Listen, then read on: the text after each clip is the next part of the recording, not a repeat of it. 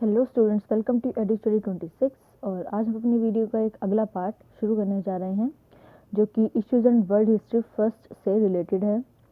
और हम already 4 questions कर चुके हैं और ये हमारा 5th क्वेश्चन है।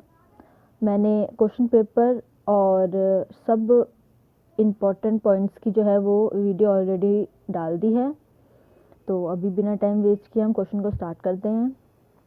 हमारा क्वेश्चन है, सन 1929 की महान आर्थिक मंदी के क्या कारण थे। ये बहुत इंपॉर्टेंट क्वेश्चन है, हर बार रिपीट होता है। बढ़ते आंसर की तरफ। प्रस्तावना। इतिहास में महामंदी के नाम से जानी जाने वाली यह घटना एक विश्वव्यापी आर्थिक मंदी थी। यह सन 1929 से लगभग शुरू हुई और 1939 to 40 तक जारी रही। विश्व के आधुनिक इतिहास में यह सबसे बड़ी और सर्वाधिक महत्व की मंदी थी। इस घटना ने पूरी दुनिया में ऐसा कहर मचाया था कि उससे उभरने में कई साल लग गए। इसके बड़े व्यापक आर्थिक और राजनीतिक प्रभाव हुए। इससे फासीवाद बढ़ा और अंततः द्वितीय विश्व युद्ध की नौबत आई। हालांकि यह युद्ध दुनिया को महामंदी से निकालने का माध्यम भी बना। इसी दौर ने साहित्यकारों और फिल्मकारों को भी आकर्षित किया और इस विषय पर कई किताबें लिखी गई। 1930 के दशक की महामंदी को दुनिया की अब तक की सर्वाधिक विध्वंसक आर्थिक त्रासदी माना जाता है, जिसने लाखों लोगों की जिंदगी नरक बना दी। इसकी शुरुआत 29 अक्टूबर 1929 को अमेरिका में शेयर मार्केट के गिरने से हुई थी। इस दिन मंगलवार था, इसलिए इसे काला मंगलवार अर्थात ब्लैक ट्यूसडे भी कहा जाता है। फर्स्ट पॉइंट, विश्व युद्ध से उत्पन्न परिस्थितियों या फिर परिस्थितियां।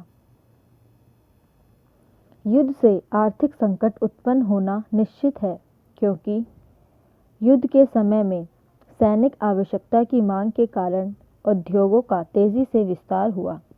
परंतु युद्ध के पश्चात सैनिकों की मांग तेजी से घटने लगी, जिससे उत्पादन तो निरंतर बढ़ता गया और बाजार में वस्तुओं की अधिकता हो गई, परंतु इससे उन वस्तुओं के दामों में गिरावट आई, जिसके कारण आर्थिक मंदी की समस्या शुरू हुई।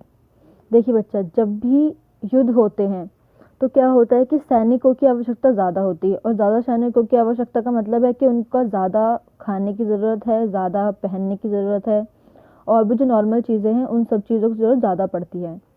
तो क्या होता है कि मार्केट में उन सब चीज़ों को ज़्यादा से ज़्यादा बनाया जाता है। लेकिन जब युद्ध ख़त्म हो जाता है तो वो चीज़ें मार्केट में उतने ही लेवल पर बनती रहती है, बट उसकी ज़रूरतें कम हो जाती है। इससे क्या होता है, इकोनॉमिक्स वाले बच्चे जान पाएंगे इसको, कि जब मार्केट के अंदर कोई भी चीज़ ज़्यादा मात्रा में होती है तो उसकी वैल्यू अपने आप कम हो जाती है। ठीक है, बढ़ते हैं सेकंड पॉइंट की तरफ। उद्योगों का यांत्रिकरण यानी आधुनिकीकरण। आर्थिक संकट का दूसरा बड़ा कारण तकनीकों और यंत्रों का ज़्यादा उपयोग भी था।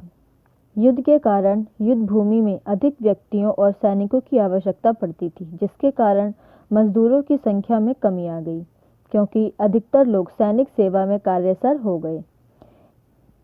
इस समस्या को देखते हुए कृषि कार्य तथा अन्य उत्पादन को बढ़ाने के लिए यंत्रों का प्रयोग किया जाने लगा, जिससे उत्पादन को बढ़ाने में कम समय लगा तथा वह बड़ी मात्रा में निर्मित होने लगे। जहां मजदूर 1919 में 52 घंटे काम करता था, वहीं युद्ध समाप्ति के बाद 1930 तक 30 घंटे में काम करने लगे, क्योंकि अब अधिक वस्तुओं की आवश्यकता नहीं थी। इससे बेरोजगारी उत्पन्न हुई। देखिए बच्चे, बहुत आसान लैंग्वेज में लिखा हुआ है। जब मजदूरों की संख्या कम होने लगी, अर्थात जो मजदूर थे वो सैनिक सेवा के अंदर जाने लगे, तो क्या हुआ कि कारखानेदारों को क्या चाहिए थे, मजदूर चाहिए थे। बस उस टाइम मजदूर थे नहीं, तो उन्होंने क्या किया, मशीनों का यूज़ करना स्टार्ट कर दिया। और जब मशीनें आई तो जो काम 52 घंटे में होता था वही काम 30 घंटे में होने लगा। इससे क्या हुआ कि कारखानेदारों को पता चल गया ये वाली बात कि हम कम मजदूर रख के ज़्यादा काम कर सकते हैं मशीनों के द्वारा। इससे उनका पैसा भी बचता था और टाइम भी बचता था, और उत्पादन की मात्रा क्या होती थी, बढ़ती रहती थी। इससे क्या हुआ कि लोग बेरोजगार होने लगे। बढ़ते हैं नेक्स्ट पॉइंट की तरफ। कृषि क्षेत्र में अति उत्पादन। कृषि क्षेत्र में अति उत्पादन की समस्या बनी हुई थी। कृषि उत्पादों की गिरती कीमतों के कारण स्थिति और खराब हो गई थी। कीमतें गिरने से किसानों की आय घटने लगी, अतः वे आय बढ़ाने के लिए पहले से अधिक उत्पादन करने लगे। वे सोचते थे कि भले ही उन्हें अपने उत्पादन कम कीमत पर बेचने पड़े, अधिक माल बेचकर वे अपनी आय स्तर बनाए रखेंगे। फलस्वरूप बाजार में उत्पादों की बाढ़ आ गई तथा कीमतें और भी कम हो गई। खरीदारों की अभाव में कृषि उपज पड़ी पड़ी सड़ने लगी। ठीक है, ये सड़ने लिखा है बेटा, ठीक है, चढ़ने नहीं, सड़ने। बढ़ते नेक्स्ट पॉइंट की तरफ। आर्थिक राष्ट्रीयता। प्रथम विश्व युद्ध के बाद सभी देशों ने आर्थिक राष्ट्रीयता और आत्मनिर्भरता की नीति का पालन करना शुरू कर दिया। ज़्यादातर देशों ने पूरे विश्व की अर्थव्यवस्था पर पड़ने वाले कुप्रभावों की चिंता किए बिना अपनी अपनी आर्थिक उन्नति के लिए स्वार्थपूर्ण नीति अपनाई। उन्होंने आयात घटाने और निर्यात बढ़ाने की नीति अपनाई, जिससे कि उनके अपने देश की फैक्ट्रियां चल सकें, जिसके कारण दूसरे देशों में आर्थिक मंदी आ गई। यह पाबंदियां केवल विकासशील देशों ने ही नहीं लगाई, बल्कि ब्रिटेन जैसे देश जो कि खुले द्वार की नीति अपनाता था, उसने भी लगाई, जिसके कारण आर्थिक संकट और बढ़ा। देखिए बच्चा, सभी देशों ने, चाहे वो अमीर हो, चाहे वो गरीब हो, विकसित हो, विकासशील हो, सभी देशों ने क्या किया कि अपने आयात को कम किया। आयात का मतलब होता है इंपोर्ट करना, ठीक है, और निर्यात का मतलब होता है एक्सपोर्ट करना। यानी कि आयात का मतलब होता है किसी देश से माल को मंगवाना अपने देश में, और निर्यात का मतलब होता है अपना तैयार माल किसी और देश में जाके बेचना। बढ़ते आगे। शेयरों के मूल्य में गिरावट। शेयरों के भाव एकदम गिर गए।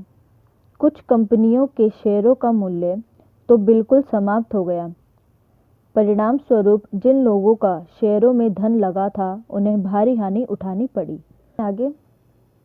बैंकों का बंद होना। देश के हजारों बैंक बंद हो गए और कारखानेदारों को कारखानों में लगाने के लिए पूंजी न मिल सकी।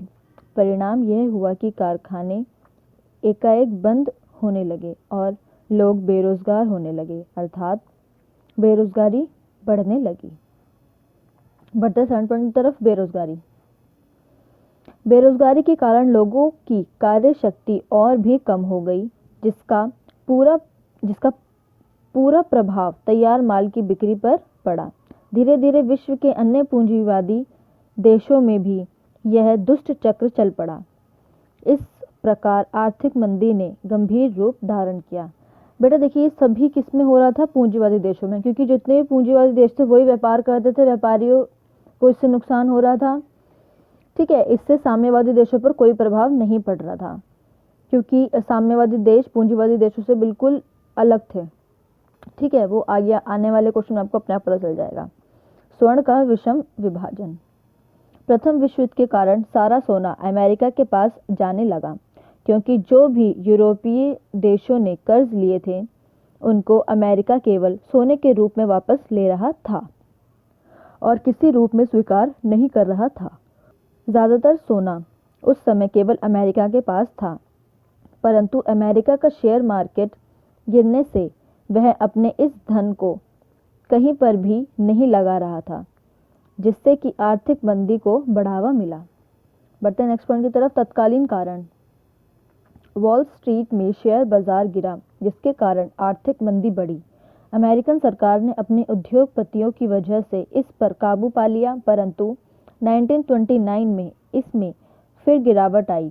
इसलिए अमेरिकी उद्योगपतियों और सरकार ने यह तय किया कि वह अपना कोई पैसा अमेरिका से बाहर के बाजार में निवेश नहीं करेंगे और दूसरे देशों को पैसा नहीं देंगे, जिससे जिन यूरोपीय देशों की हालत खराब थी, उनकी स्थिति और खराब हो गई। बढ़ते निष्कर्ष की ओर।